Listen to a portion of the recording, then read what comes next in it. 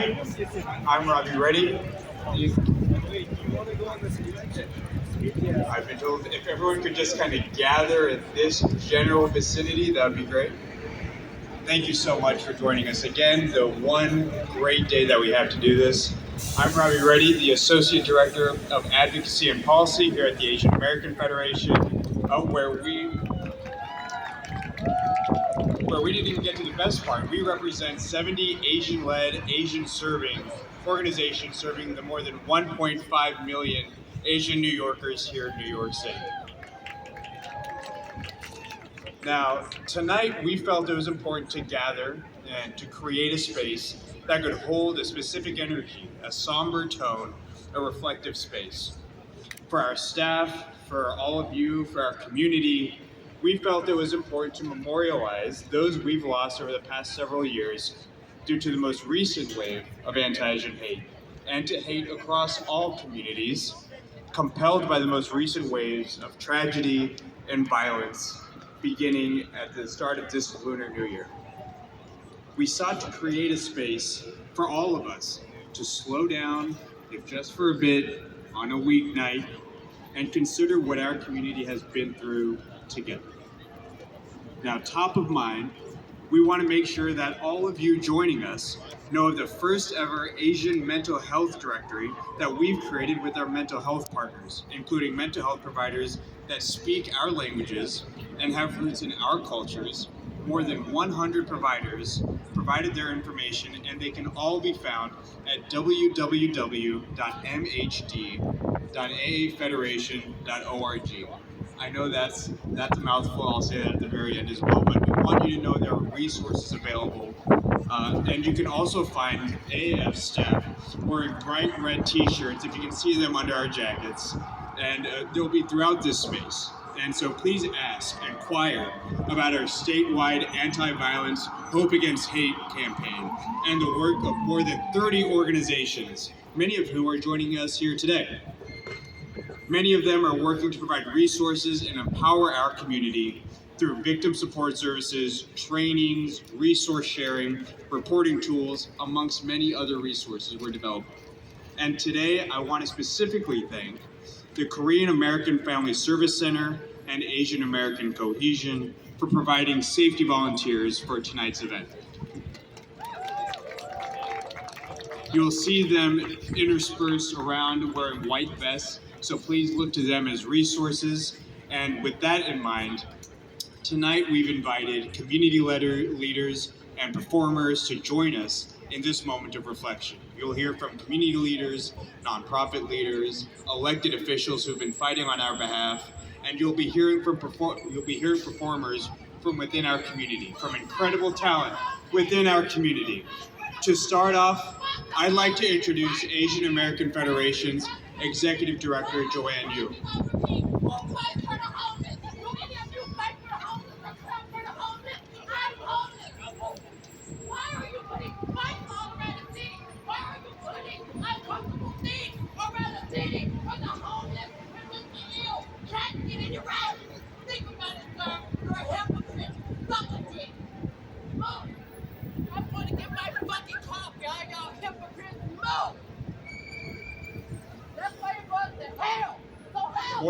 More than ever, that's a reminder that there are resources here for all of you, for all of us, across our communities to feel safe. We have mental health resources available as well. Please direct! For who? What about resources for me? Be fucking direct! What about my resources? Me? Yeah, let's have a conversation. What about my resources? Where at? Where? That's what I thought. Shut up, point blank, shut your mouth. You ain't got it. All right. Again, we have resources available. And for this space, with that in mind, I want to start off by introducing our Asian American Federation Executive Director, Joanne Yu.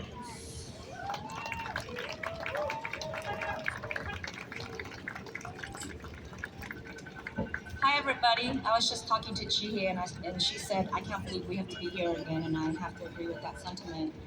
I want to address the comment about fighting for homeless and mental health. I think we all do this work, and I want to acknowledge that pain because that is the work that we do, and we do it behind the scenes. We are working with elected officials. That is a crisis that we are dealing with. We cannot have our brothers and sisters sleeping on the streets. We cannot have our brothers and sisters not have access to medication to get the help that they need. And so I know that this is a vigil that we want to stand together, but we have to acknowledge the comments that come from the community. And I hear those comments loud and clear, and I think it's really important for all of us to talk about that. And I think for all of us who work in the community as leaders, we need to be more vocal about things that we say. We've all talked about this. When we get together, we say, what about the homeless population? How do we provide housing? There isn't enough to go around. What do we do with mental health services?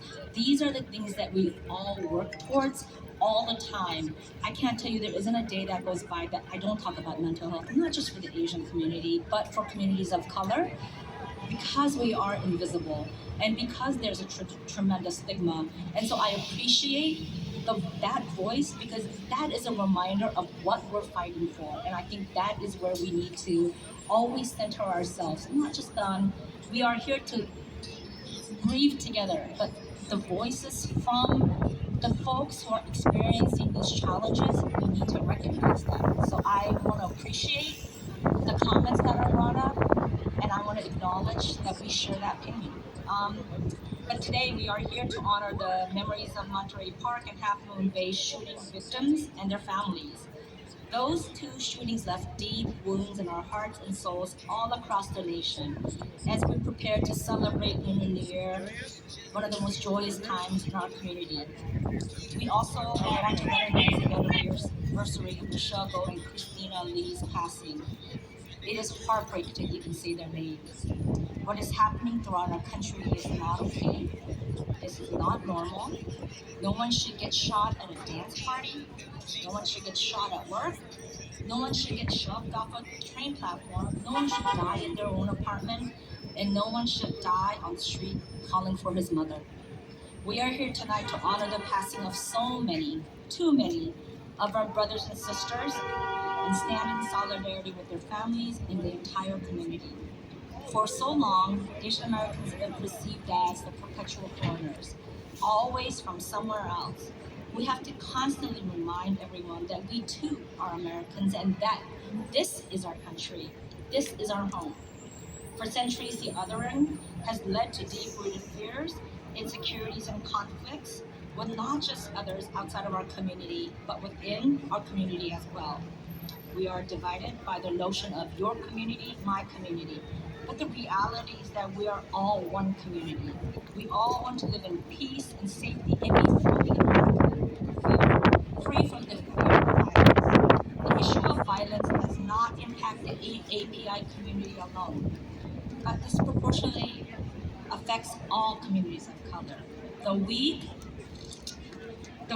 of the California shooting, at the end of that week, we all witnessed the horrific death of Tyree Nichols. Tonight, we too mourn his death and stand with his family and friends. Tonight, as we grieve, I want to lift up our African American siblings and affirm loudly that we stand with them to say what is happening around this country cannot be our status quo. And we are committed to working together always to ensure that violence that touch our community in the most horrific way will be that we need to work together to address this and to have conversations about protecting the most vulnerable in our community. These violent events have and will continue to be traumatic for all of us, including the victims' families and anyone who sees this unfolding on the news and thinks that could have been me. In New York City, we now have to deal with the deaths and injuries of the shocking attack on Brooklynites by a driver using a U-Haul truck to mow people down. There are days when we are seemingly in an ongoing fight for survival in this country, and it's a fight that I cannot honestly say that we are winning. This is a challenging and difficult time for all of us, and we are already overwhelmed. Only by working together, standing together, inside and outside of our community, can we start to make progress towards a future where Asian Americans and all Americans can live in peace and security in this country. as we continue to deal with so many deaths from violence, we have to first grieve together before we can start the healing process. And that is why we are here tonight, to grieve together. As we honor those who are taken too soon by violence, it is important that we lean on our faith leaders for guidance. It is my honor to introduce Reverend Brian, the Associate Pastor for Mission at St. James Church in New York City. In both his ministry and community-facing work, he has always worked to support underserved youth and communities in Florida and New York. Reverend Brian will lead us in prayer. Thank you, my sister. Good evening, my beautiful Asian brothers and sisters. I am the Reverend Corellis Bryant, and I want you to hear me. I want you to hear me. I see you. I see you. And you're beautiful. And we need you. And you make us better. It will not always feel this way. The pain will not always be this great.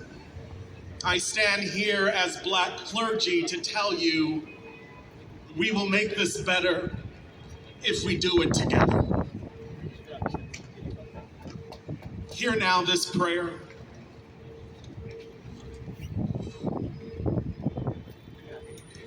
All-inclusive God, having been brought together by hate, may we choose to stay together in love.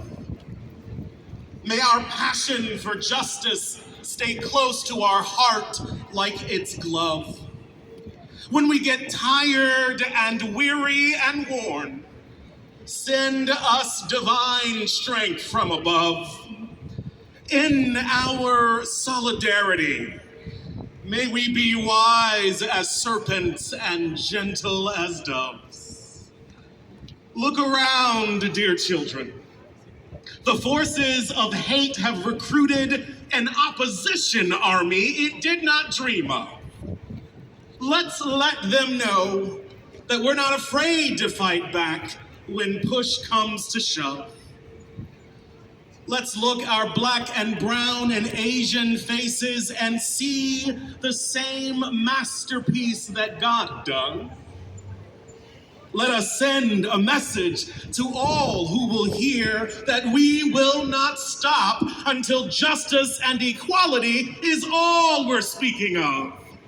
When it comes to violence against Black, brown, and Asian bodies, thoughts and prayers are lovely, but they're not enough.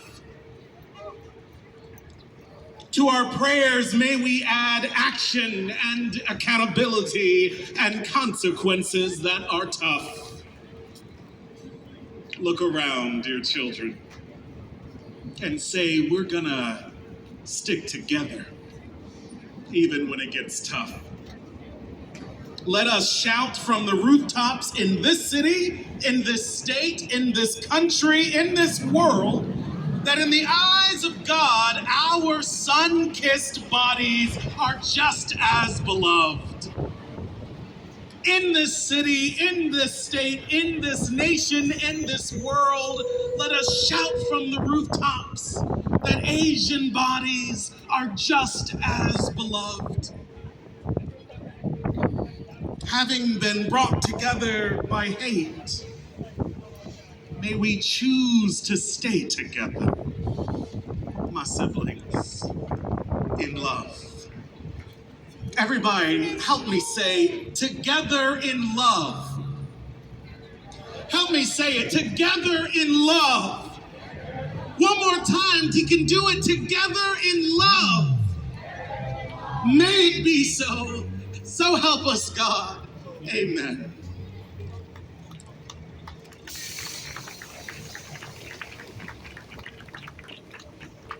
Thank you so much, Reverend, for grounding this space in those words. Thank you so much.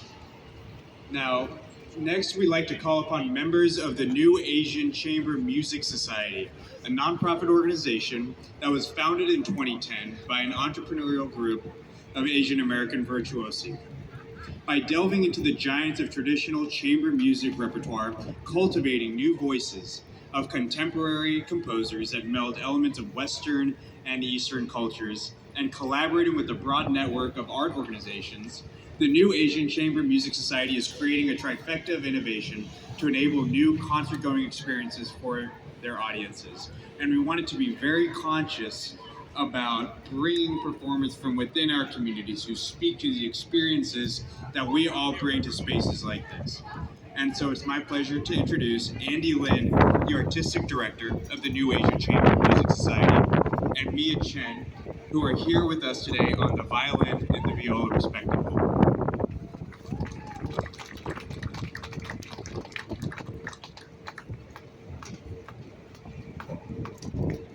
When the queen walk in, silence! Now y'all can talk. More silence. Y'all still coming sort of like a playgirl to playboy.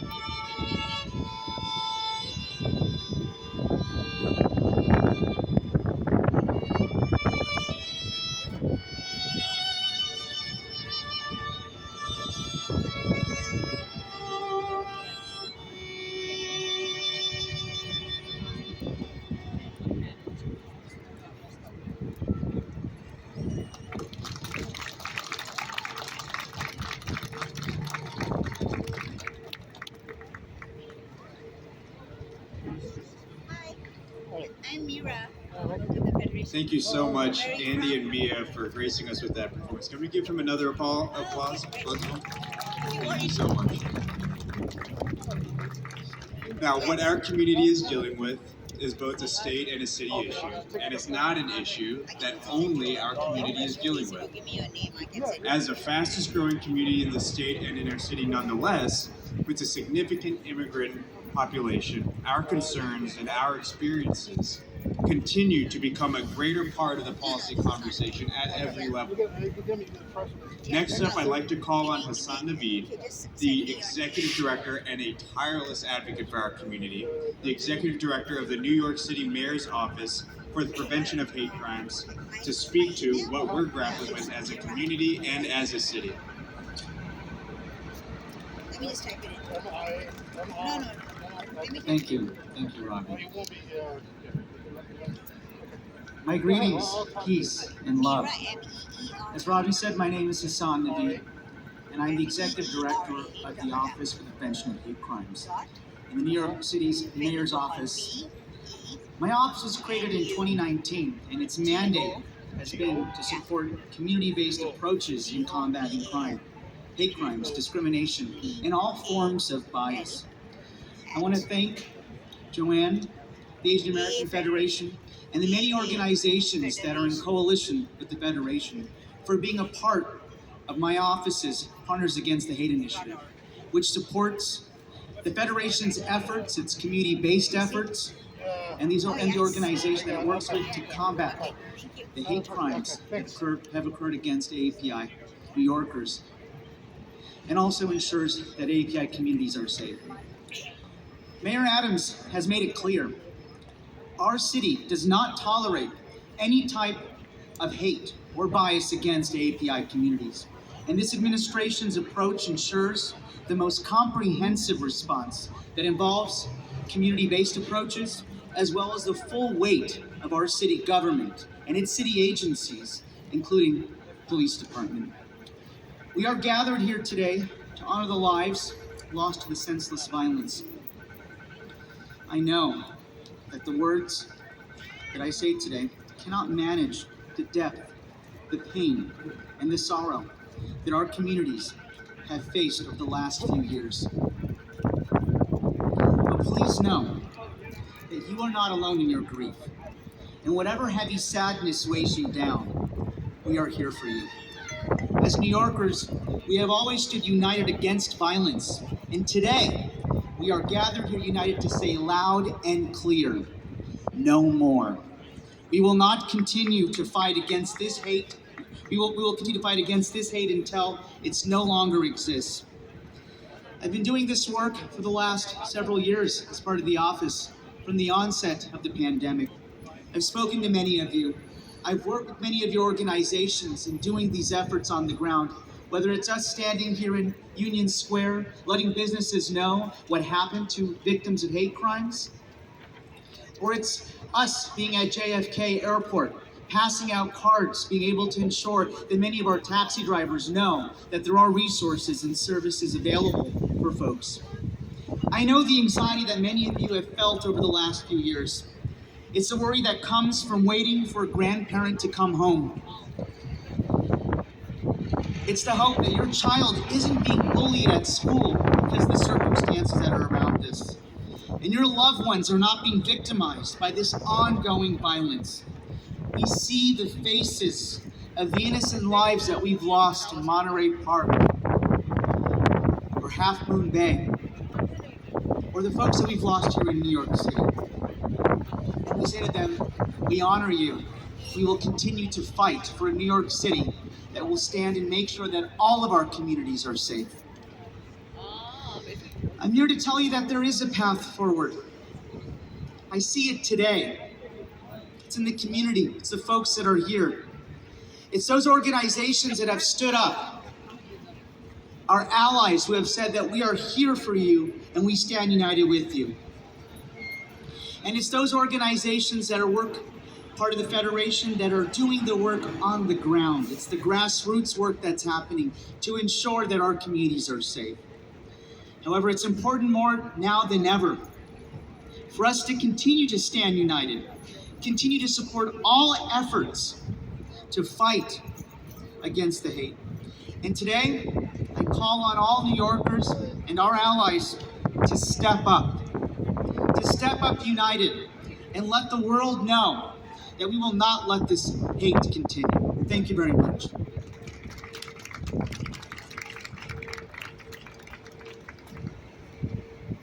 Thank you so much, Hassan. And our community has been through so much, but it's folks like Hassan and those at our public advocate's office who have been helping give voice to our concerns and being the true allies when our community needs them most, where we need them the most. So it's my pleasure to also introduce the Manhattan Borough Advocate, Curtis Young.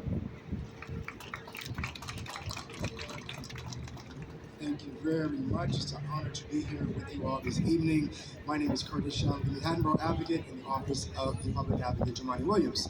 Let me first start by thanking the Asian American Federation, give them a round of applause for all their hard work. Without their work, this city would not be the city we have today.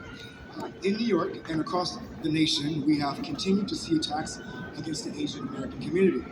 We are at a crossroad now and need action across all levels of government, not only to stand in solidarity with Asian American community across the country, but to back those expressions of solidarity with meaningful, tangible, and impactful actions. In New York City, we can show our commitment to this cause through our budget on the city level, the state level, and also the federal level by funding organizations and initiatives that combat hate and bring communities together. As you know, the Office of the Public Advocate has called for additional funding for organizations and programs, including the Coalition for Asian American Children and Families, the Asian American Federation, the Hate Violence Prevention Initiatives, and the Commission on Human Rights, as well as the expansion of culturally competent public education campaigns. Our office will continue to stand with the Asian American community as we unite with marginalized communities in the shared goal of ending hate and building a safer and stronger New York City. Our office has been proud to partner with the Asian American Federation and others to promote unity and oppose hate. So on behalf of the Public Advocate, I want to assure you that you have a forever friend and a forever ally. I'm glad to see so many diverse people and organizations join us in this work, as I think it's important because it's not easy work. It impacts us all, every marginalized group. So now is the time that we stand together for and with each other to stand against all forms of hate. Thank you all, and many blessings and peace to everyone.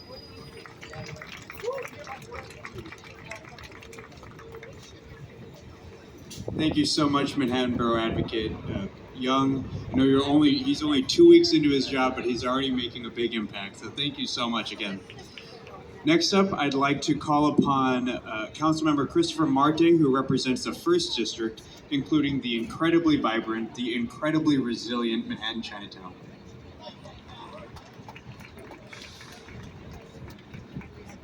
Good evening, everyone. It's so great to see this amazing turnout. But first, I want to give thanks to Asian American Federation, to all the volunteers and partner organizations for not only showing up today, but showing up every single day. I represent a fairly diverse district, and whenever there's an incident, whether it's across the country or right in the very blocks that we live, we have to deal with the victims. Not only the people who have been hurt physically, have been hurt mentally, but their neighbors, their loved ones, the people who identify with them. Almost a dozen people come to my office a week and tell us that they're scared. We get seniors who walk and say, I can't go out and do Tai Chi because I don't want to be alone. We get kids who come up to us and say, I have to run home right after school because I'm scared I'm going to be bullied. This is the trauma that we're fighting.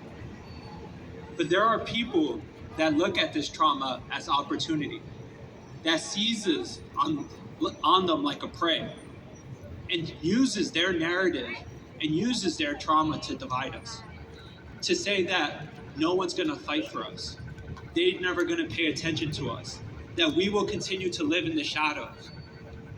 And that's what we have to fight. And that's what fighting against Asian hate, fighting for Black Lives Matters, fighting for everyone here, that's how we fight that hate. Through education, through solidarity, but through action.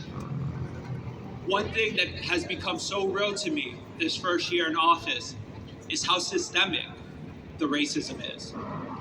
It's not just people who you might see on the subway, on the street. It's the systems that our city, our government has put in place so we feel other, so we don't feel included. We ingrain these biases through our textbooks, through our curriculum, to try to create a wall to break down these bridges. But that's the work ahead of us. And that's the work that we all have to do. And so every year, every month, you'll hear elected officials talking about speeches of bringing us together. But what matters is the legislation that we're putting in place. What are we funding? Who are we working with? What organizations we're trying to uplift? And that's when we're gonna win, when we do it the right way. And so I'm here with representatives from our public advocate, from the mayor's office, to say, keep us accountable. Don't just expect us to show up on a beautiful evening to say some words, to agree with you. But what are you doing tomorrow? What are you voting on next week? What's going to be in the budget? Are you going to fund our schools? Are you going to make sure our communities are safe? Are you going to make sure that our CBOs are funded? That's the work that we need to do, and that's the work that we're fighting for. Thank you all.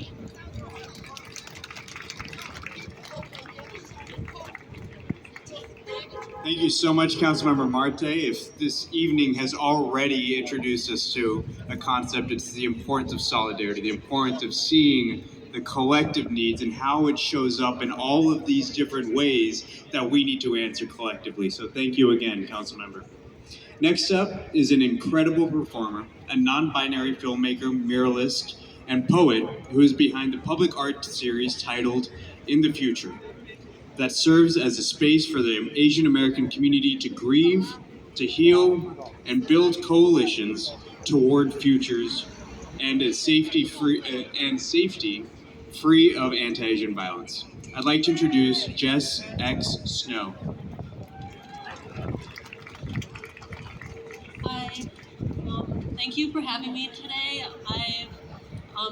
I think what I wanted to share is just like a reflection around the importance of friendships and the relationships we have with each other during these times. So I hope that this offering can be helpful for everyone.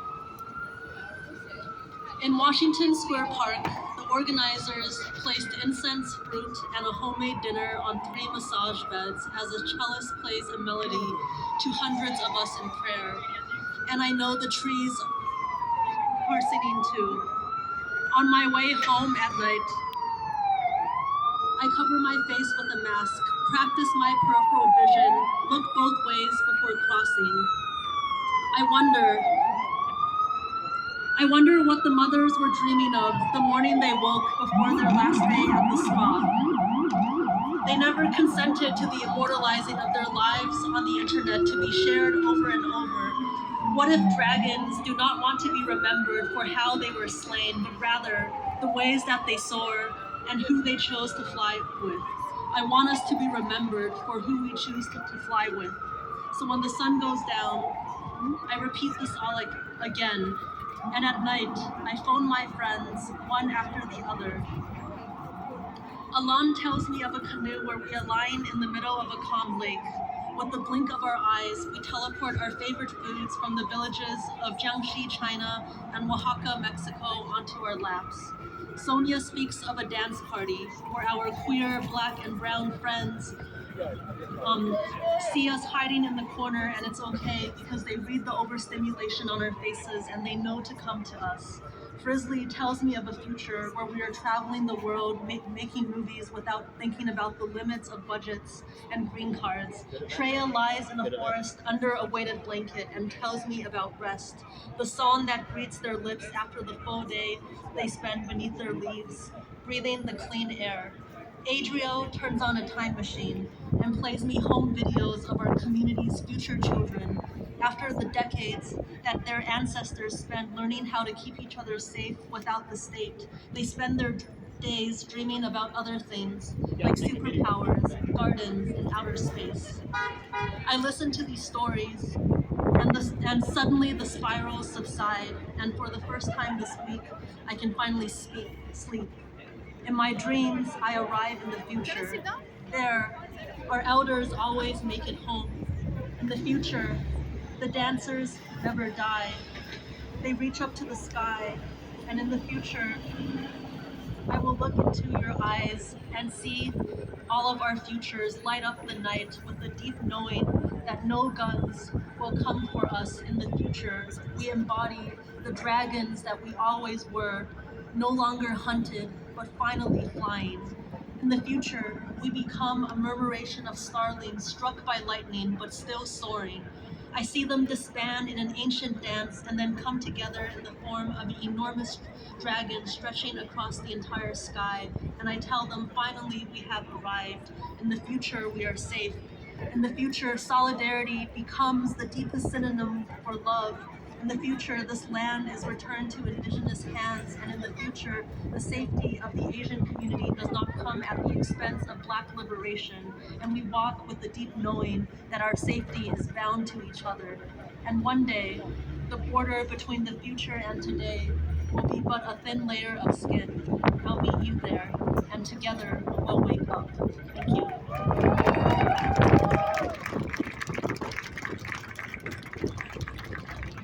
Thank you so much for that touching reading.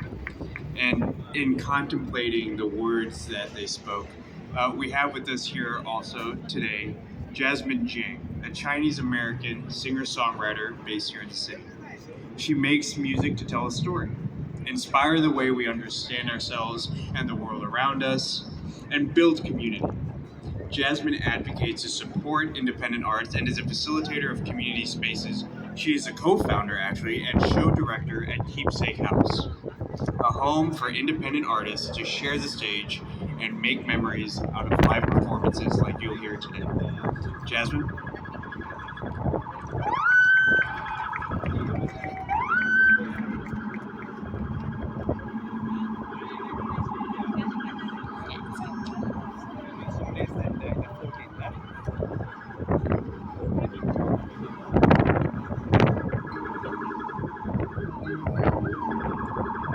I'm going to play a song that I wrote that was inspired by my grandma, who celebrated her 91st birthday recently. And it made me think a lot about getting older and wanting to hold on to memories as long as we can. And and every time I sing it, I think about the people who have paved the way for me. This is called Present.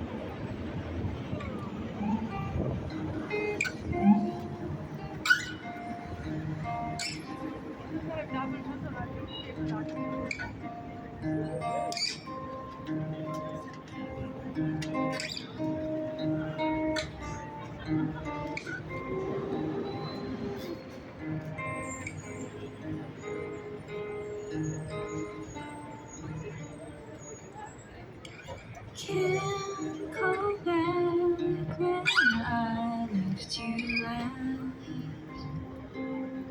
Are you stuck in the past? Near the trees that grow on your memories. Here with me.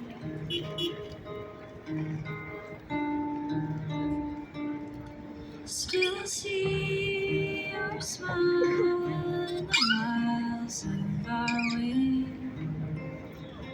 The sound of your sin in the rain that washes away my doubt.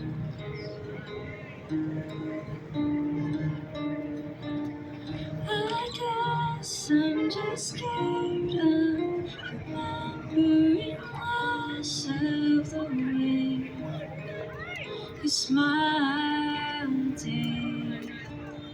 And I know that these moments they come and they go, but I wish I could hold on longer.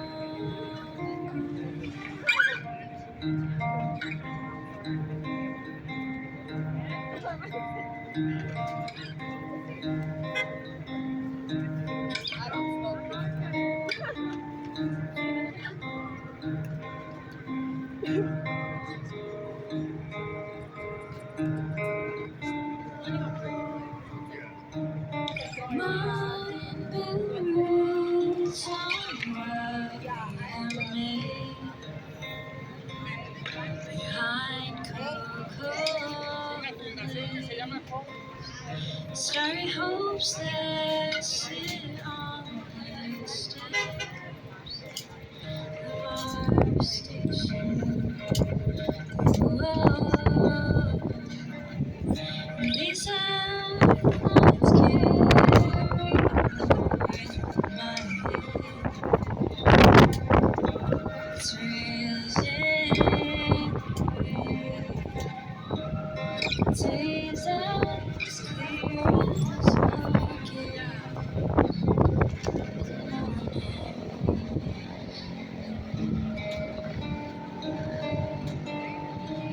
guess I'm just scared of remembering close of the way you smile to. I know that these moments they come and they go, but I could hold, I could hold. Can I trust this mind to count the hours when you're with you? They said take your time, but what do I feel like it's all running out? I don't mind holding on longer. I guess I'm just scared of remembering less of the way you smile today. And I know that these moments they come and they go, but I could hold, I could hold.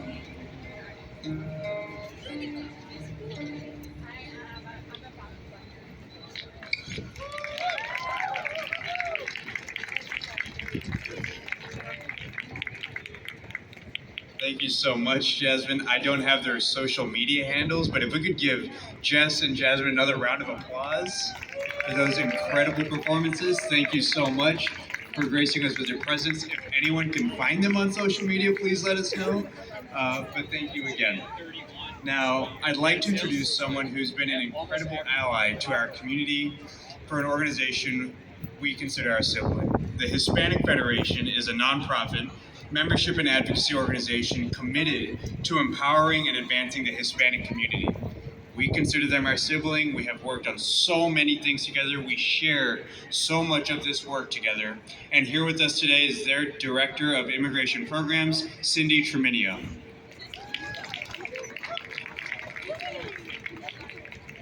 Well, thank you for the invitation, and seriously, I really feel safe in this space, and I want to thank the safety community team out there who's really watching out for us. So I want to thank and give that shout out to them. Thank you, Asian American Federation, for this invitation as a sister ally, and Hassan as well, where we work very closely to combat hate crimes in our communities.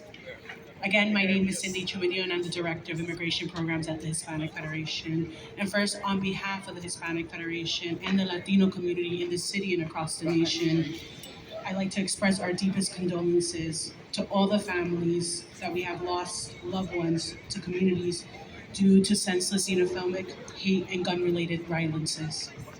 Hispanic Federation stands with all of you in mourning and outrage by the hate crimes against our brothers and sisters, and the mass shootings that we have seen that has targeted the community of colors. We intimately know and share this tragic lived experience on hate and gun violence in our communities, and far too long immigrants, LGBTQ, and other communities have borne the undue burden of persistent bigoted rhetoric and public discourse, as well as bearing the physical harm due to the lack of gun control. If we never address the root causes of hate, racism, xenophobic together, or hold our leaders accountable on acting on passive, comprehensive, and stricter gun legislation, unfortunately these tragedies will continue. And at the Federation, we will continue to advocate and fight for those in the background as we are continuing to advocate for funding for our CBOs on the ground who are doing the important work. And we stand committed to this work, to our immigrant communities, to fighting for public safety, ending racism, and educating the community. It is time to end this. We deserve to live a dignified life. Everyone deserves to live in a safe space. And we will stand and we will continue to do this fight. Thank you very much.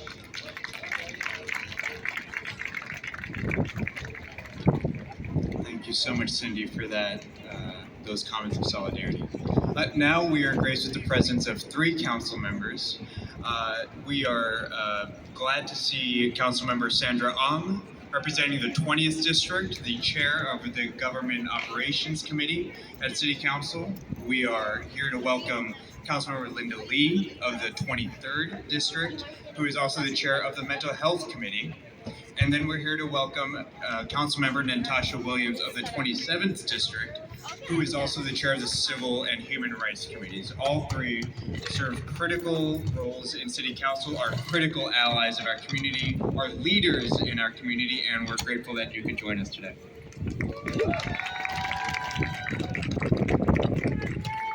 Good evening, everybody. Hello, you can respond back. Thank you. It is really a pleasure to be here, although it's not necessarily a happy moment because we're really talking about an issue and honoring those who have lost their lives, unfortunately, to hate. But I'm really privileged, and I want to thank the Asian American Federation for holding this very important event. When I thought about coming here, I thought about 2 different, one is a poem, one is like a quote that I wanted to read. As chair of the Civil and Human Rights Committee, it is really important to me to root out all forms of hate, no matter what that hate is, because it's hard work. I think as elected officials, we do other types of work. When we talk about hate, that's hard work. There's something in people's hearts that allow them to hate on other people, whether it's their skin color, sexual orientation, socioeconomic status, etc. And so I'll read this first poem by Merton. And it says, "First they came for the communists, and I did not speak out because I was not a communist. Then they came for the socialists, and I did not speak out because I was not a socialist. Then they came for the trade unionists, and I did not speak out because I was not a trade unionist. Then they came for the Jews, and I did not speak out because I was not a Jew. Then they came for me, and there was no one left to speak out for me." And when I think about solidarity as a Black woman, I think about the importance of speaking out for all communities, because if we are not speaking out for these communities, then when it comes to injustices against my community, there will be no one else left to speak for my community. So it's important, regardless of where you stand on the spectrum, to root out and speak out against any forms of hate and injustice. And I'll leave you with this, and this is the other quote by Leo Watson that I think about when it comes to solidarity and being in solidarity with folks who may not come from your community. And it says, "If you have come here to help me, you are wasting your time. But if you have come because your liberation is bound up with mine, then let us work together." So I look forward to working with the Asian community because I truly believe that your liberation is bound up in my liberation. And it is with that unity that we can all work together to really root out all forms of hate. And I'm excited to stand with my favorite colleagues. People don't know, I can say that. These are some of my favorite colleagues. We hang out on and off the camera, and it is really a pleasure to serve with amazing women like Councilmember Ung and Councilmember Lee that truly understand the virtue of unity, that truly understand the virtue of collaboration when it comes to various injustices in our city. So thank you so much for inviting me, Joanne, wherever you are. Thanks so much for making sure that I was invited, and I look forward to working with you and your community. Thank you.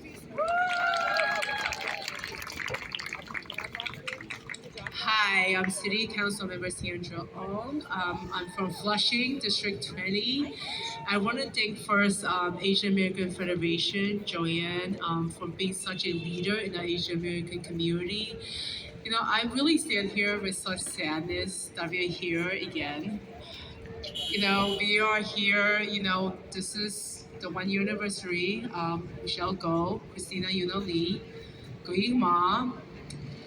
I remember being a year ago standing in front of Borough Hall about a woman that died in the Atlanta mass shooting. And it's really the sadness that we're sitting here having a vigil again. And this is something that we as city council members, and this is why I'm really so proud to be here with my fellow colleagues, City Council Member Linda Lee, City Councilman Michelle Williams, to say there is actually no room, no space in our world, in our community for hate.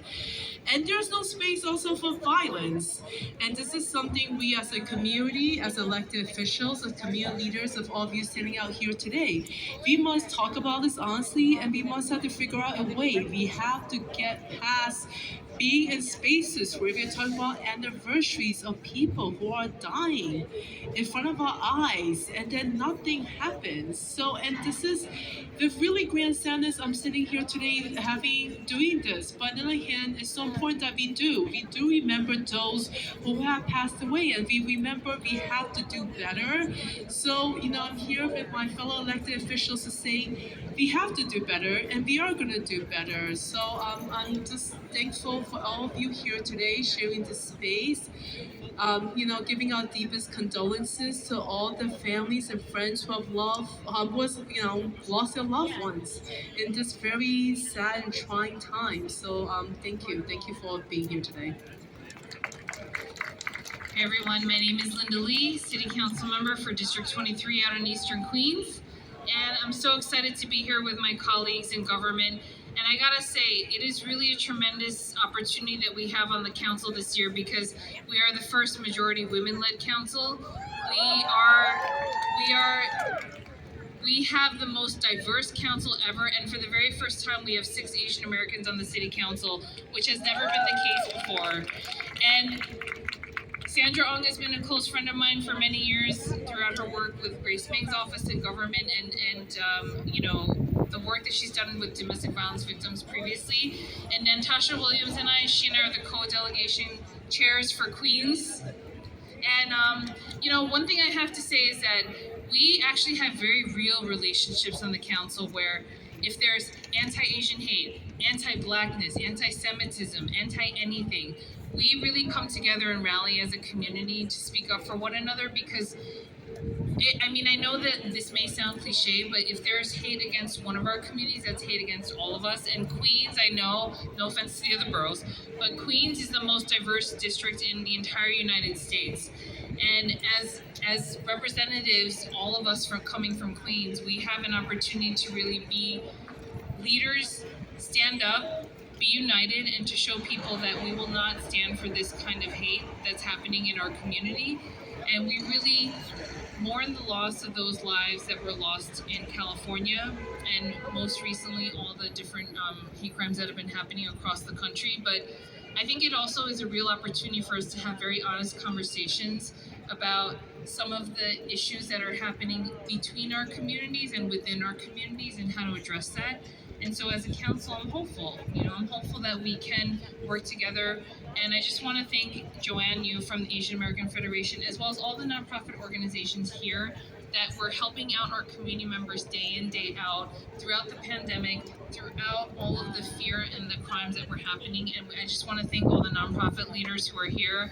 I see Junji, I know KCS is here, I know KFSC is here, and Jiha is here.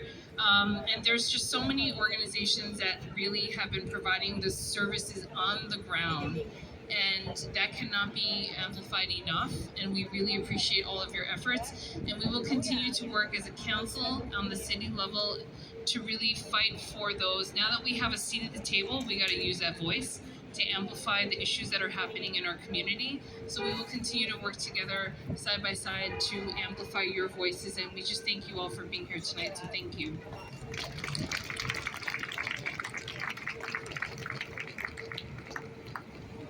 Thank you so much, council members Ung, Lee, and Williams, for joining us tonight. I think the theme for tonight is solidarity.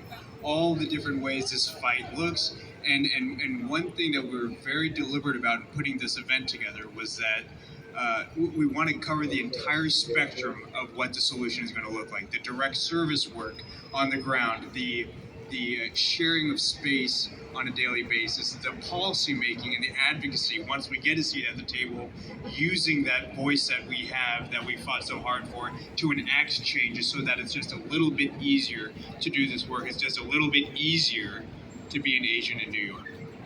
So now, thank you so much, and with that in mind, about addressing the trauma in our community and building the resilience amongst our most vulnerable.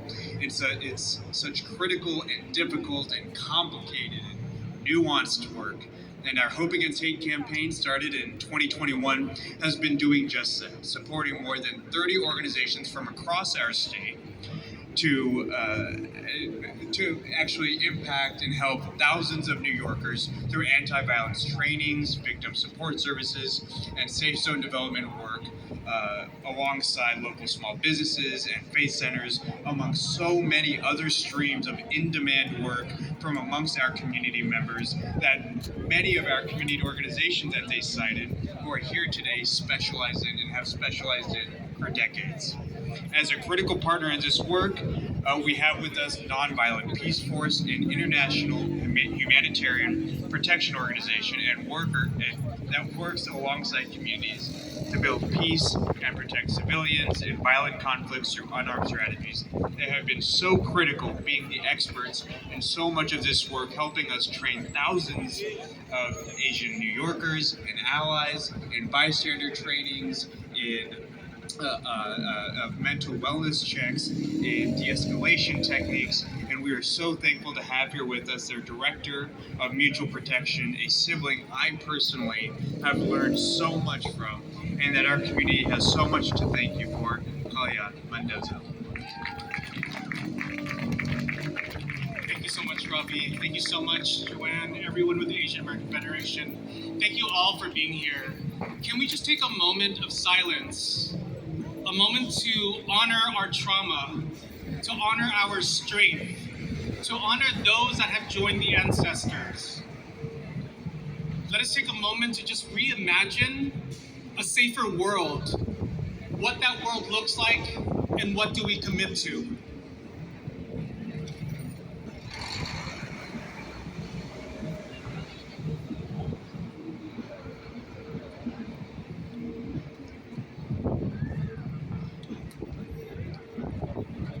It feels like every single day is a new living nightmare. The only thing that really gives me hope is recognizing that this has happened before and this has happened again because of solidarity. Because of the Black community coming together with our communities. Because of all of our communities, because the Asian American community is not a monolith. We have to come together because the only way to survive is through solidarity. To paraphrase Fannie Lou Hamer, no one is safe unless we are all safe. So as Black trans activists call in the streets, who keeps us safe? We keep us safe. Who keeps us safe? We keep us safe. Who keeps us safe? We keep us safe. Who keeps us safe? We keep us safe. I'll be very honest with you. I am tired of mourning. I am tired of holding our pain as a community. I am tired of the fact that we always have to come together in mourning for vigils for those that have passed. We do not need to live in this kind of world. We do not need to endure this. What we need to find are constellations of hope. And if I could just take a second, all the safety team members, raise your hands. They're all the folks that are on the perimeter. My colleague Kyrie is out there. It is very clear to us that we can keep our community safe when we're able to build not just our skill, but our confidence. With the Asian American Federation's campaign, the Hope Against Hate campaign, we've trained 2,100 New Yorkers on upstander intervention. Every time we hear of a new instance of hate, whether it's transphobic, anti-Asian, we hear that no one was there. We need to commit to intervening when hate does happen. We need to move through our collective mourning, recognize our collective strength, and take collective action to reimagine and fight for and organize for a safer and more just world. Because the only way we will survive this living nightmare together is together. Oops, it was obviously together. And through solidarity. I hope that all of you take a moment to build relationships with folks that are here. If anyone needs support after this vigil to go back to your respective borough, or if you need protective accompaniment, please let myself or Kyrie know, or someone on the safety team. Because who keeps us safe? Who keeps us safe? Who keeps us safe? Thank you. Please be safe.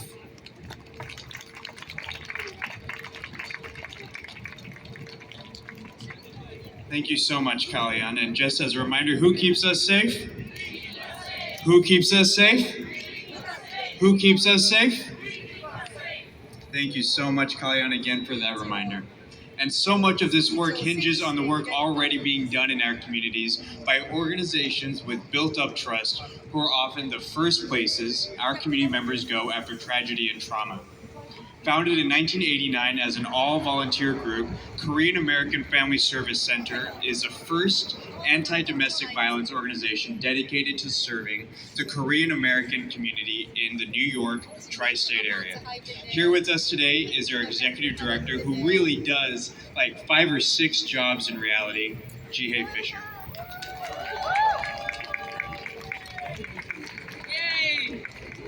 Yay!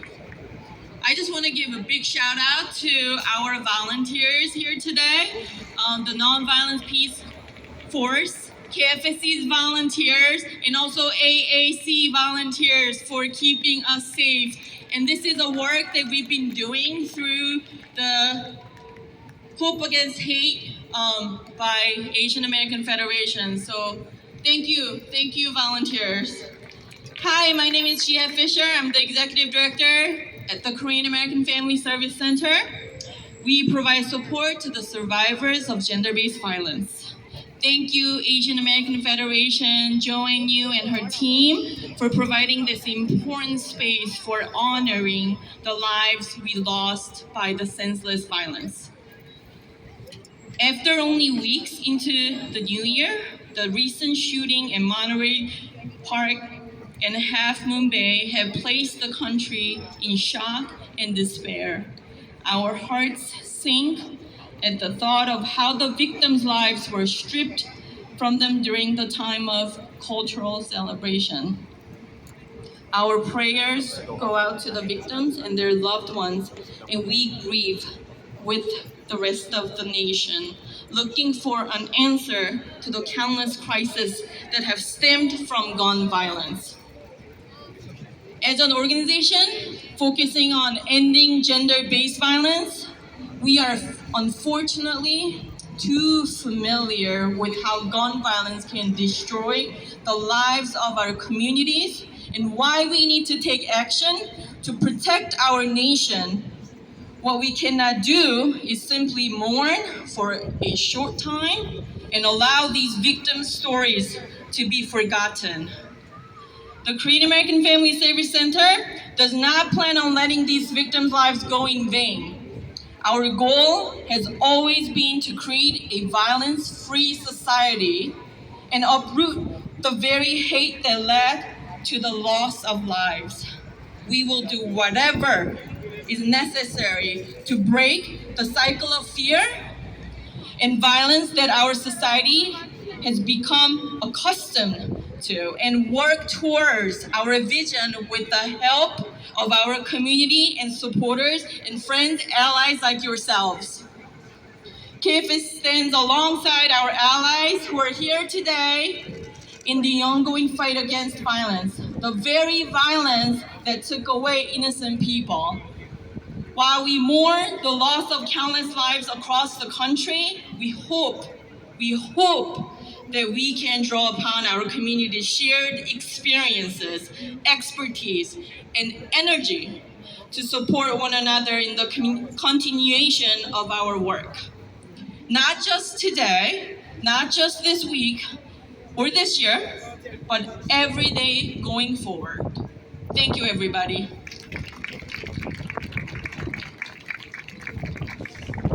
Thank you so much, Jihin, and we're so grateful to have the community-based organizations who are really leading this work here to provide remarks as well. Now, next up, founded in New York to combat a surge of discrimination against Sikh Americans immediately after 9/11, the Sikh Coalition is the nation's largest Sikh civil rights advocacy and legal organization.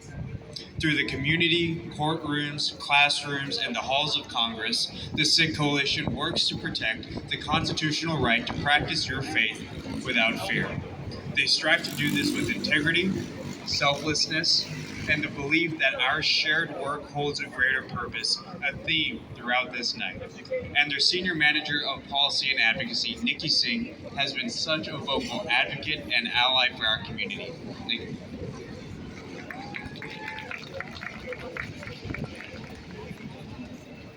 Go back to your country.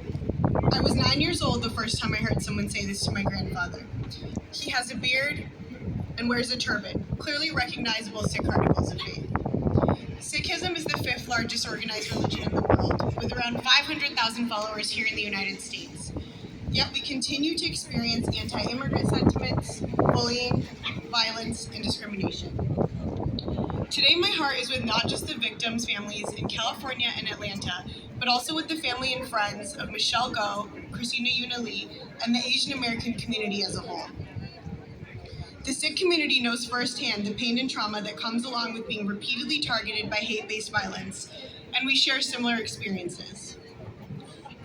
Anti-immigrant sentiments that started more than a century ago, 20-plus years of post-9/11 hate and discrimination, and now a surge of xenophobic hate since the start of the COVID-19 pandemic. Although our communities have experienced hate since we first came to this country, lately it feels as though we don't even have enough time to grieve, process our emotions, or to try to heal before the next tragedy occurs. Before a loved one or member of our community members is murdered. The violence is overwhelming in frequency and intensity.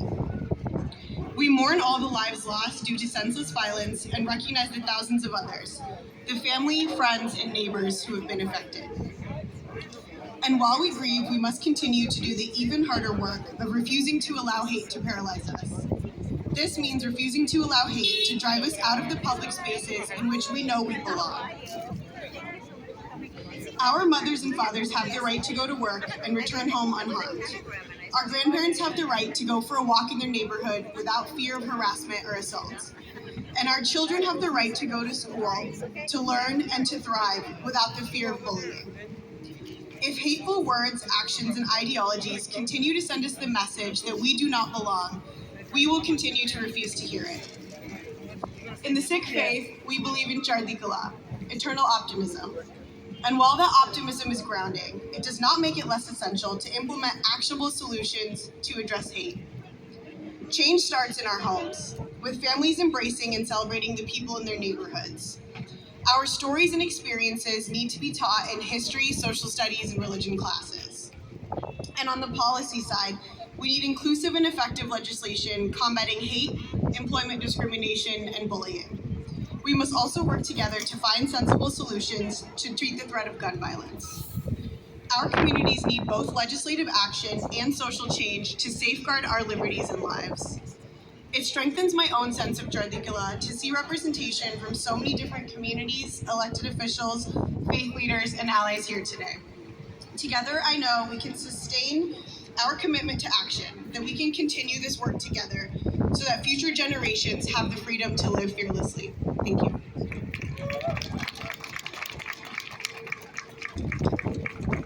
Thank you so much, Nikki. Doing incredible work as always at the SICK Coalition. Next, I'd like to introduce the Executive Director of the Asian Americans for Equality, an organization dedicated to empowering our community through advocacy and housing justice work across marginalized communities. If ever there was an organization doing truly solidarity-oriented work, it's Asian Americans for Equality. Here is Thomas Yu.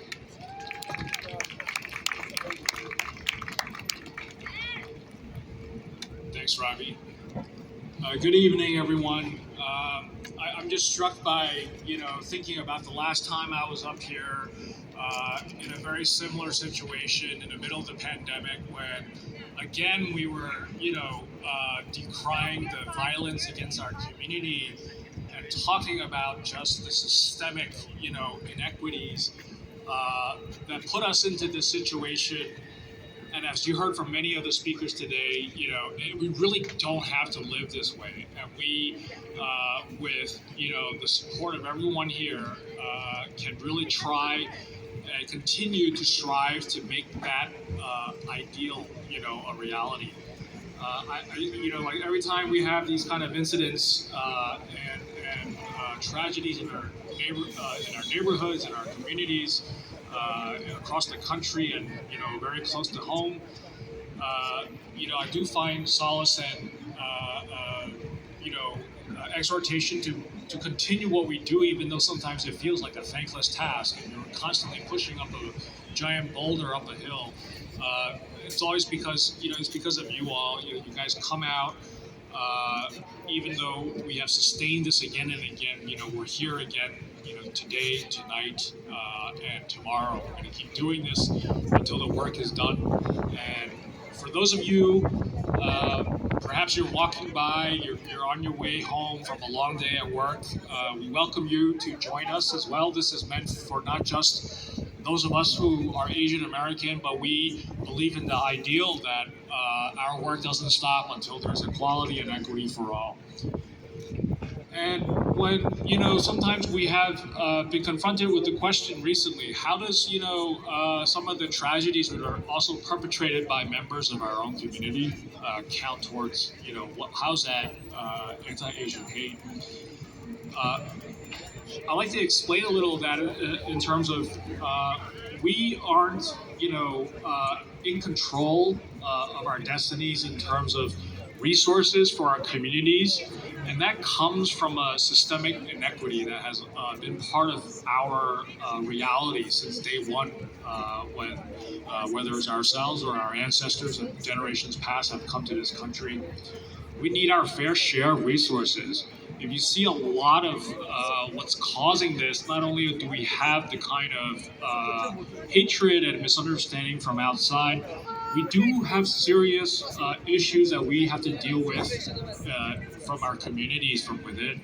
A lot of that stems from poverty. What comes up time and time again is this hidden mental health crisis that we sometimes don't talk about because perhaps it's also taboo in our communities as well. We need those resources in our community to really address that and deal with it out of the open. And you heard from fellow colleague organizations who deal with this day in and day out. And I really encourage you all to really rally and tell your elected officials and policymakers and government agencies to really fund us, as if not to give us enough or life support to last until the next year, year after year. Give us enough resources to really address these issues in our community so that it is systemic, is sustained, and is transformative. So I'll leave that with you tonight, and thank you.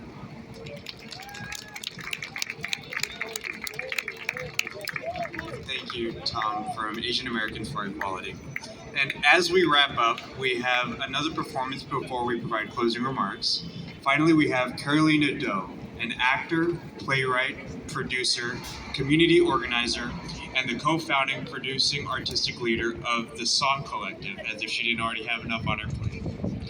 Her work is grounded in storytelling as a tool in the fight for liberation and centers around generational healing, diasporic longings, and collective storytelling. We're so grateful to have Carolina help us wrap up today.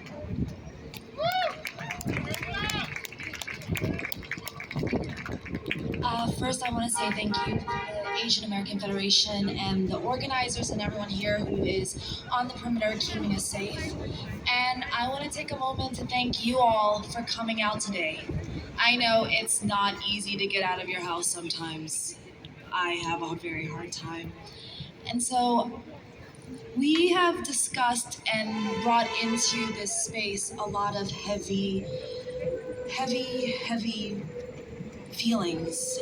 So I would like to invite you all to take a moment to close your eyes, to ground yourself in this earth, in this space that we are right now, and to take a deep breath with me. Let the breath flow through you, down to your lungs, down to your feet, down to the ground. Take a moment to inhale the sage, the incense, the exhaust, everything that's happening. This is the world that we're living in, and I am so grateful to be with you here today. The poem that I want to read to you all is called I Worry. I worry. I'm not sure if I'm supposed to be here, supposed to build a life here, supposed to grow old here, supposed to plant roots here, supposed to feel safe here, on this stolen land, in this country, on this continent, in this hemisphere. I worry a lot. A lot, a lot. A lot, so much that before the holy trinity of bupropion and hydroxine and gelato, I worried myself into cavernous canyons of couch comas. I worry that my parents' souls will starve in the afterlife, since there's no diasporic dummy's guide to Viet funeral traditions, since they never had the time. We're open 7 days a week, 365 days, 9 a.m. to 8 p.m. Maybe you can close a little earlier this Christmas to teach me, since I never cared to learn, since they were going to live forever. If you die 8,644 miles away from your motherland, do you spend the afterlife separated from your ancestors as well? That even in death, you'll still be surrounded by those who will never see you, marked for eternity as foreign, as dangerous, as someone to be conquered? I worry that I was born broken, that shreds of my DNA have been fused with the impact of 20 million gallons of Agent Orange and 7 million tons of bomb shrapnel. That no matter how much work I do to heal myself, somewhere I will always be unfixable. I shouldn't be so proud of this, like what makes them an expert, but I did 23andMe and am ridiculously cocky about how 99.7 of my ancestry DNA is Viet, just Viet. And then there's 0.3% that is trace ancestry from an Southern Indian subgroup. I'm so proud that my DNA doesn't carry any DNA from the many colonizers of my motherland, or would-be colonizers.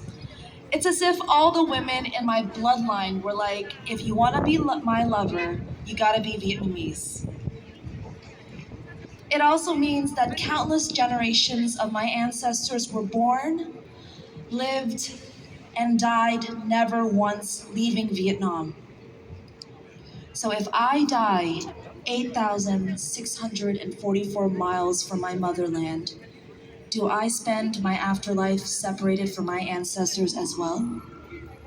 And because I was born here, on this stolen land, in this country, on this continent, in this hemisphere, Because speaking Vietnamese sometimes confuses my brain, which makes me less Viet, therefore less worthy to hang on the family tree, less likely to join my ancestors in death, less likely to join my mom and my dad.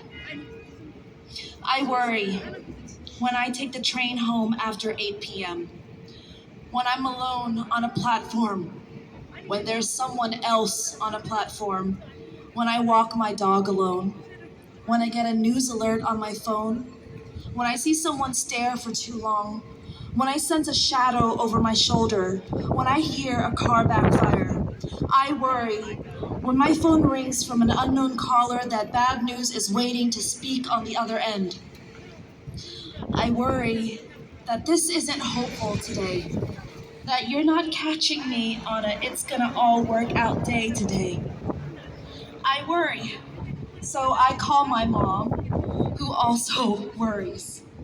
She worries a lot. But she told me, don't worry, đừng lo con, đừng lo. You see, my daughter, my dearest one, my cục we weren't the ones supposed to make it out, to survive the poverty, to survive the bombs, to survive the re-education camps, to survive the ocean, to survive in a foreign country, to survive the heartbreak, to survive, to have the strength to give life to another generation. But we did. Your father and I did. And you will too. We keep going on. We keep moving forward. We keep laughing hard. We keep loving each other deeply. We keep telling our stories and eating well, foods pungent with fermented fish and shrimp, with recipes passed down from your great-grandmothers to your Bawai, to me, to you. We keep fighting for freedom. We keep fighting and hoping for a world where tomorrow, a week from now, a year from now, 2 generations from now, 300 years from now, they won't worry. Like you worry. Like I worry. Thank you so much.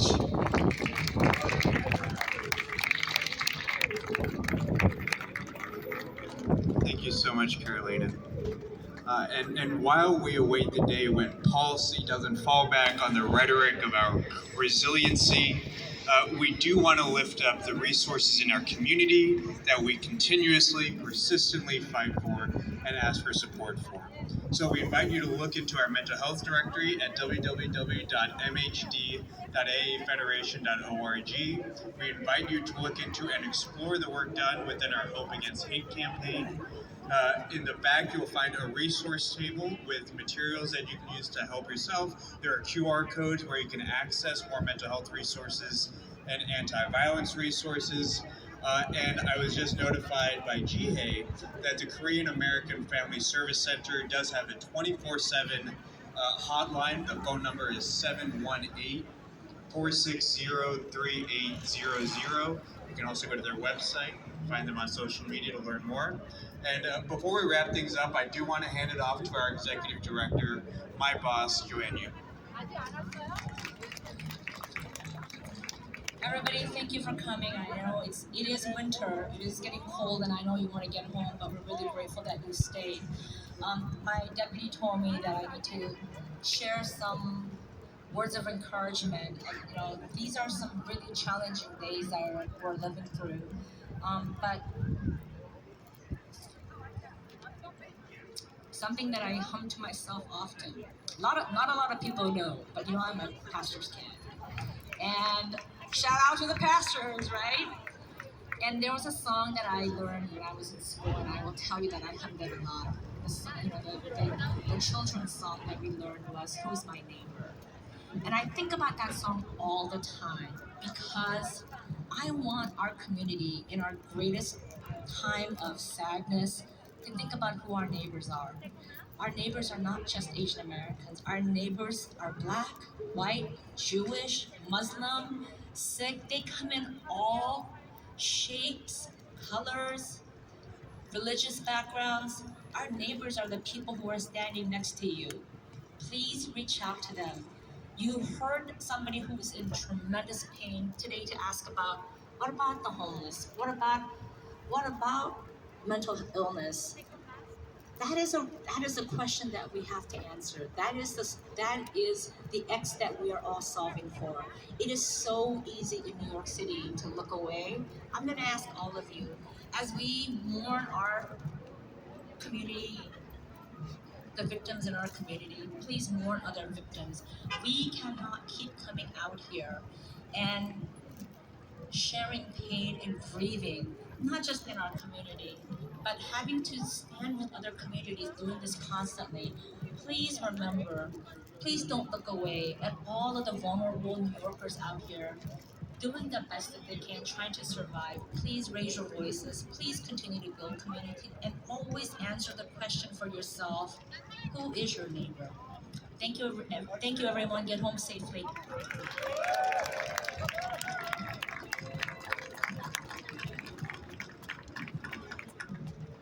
I know the folks in the white jerseys can also escort you to the trains.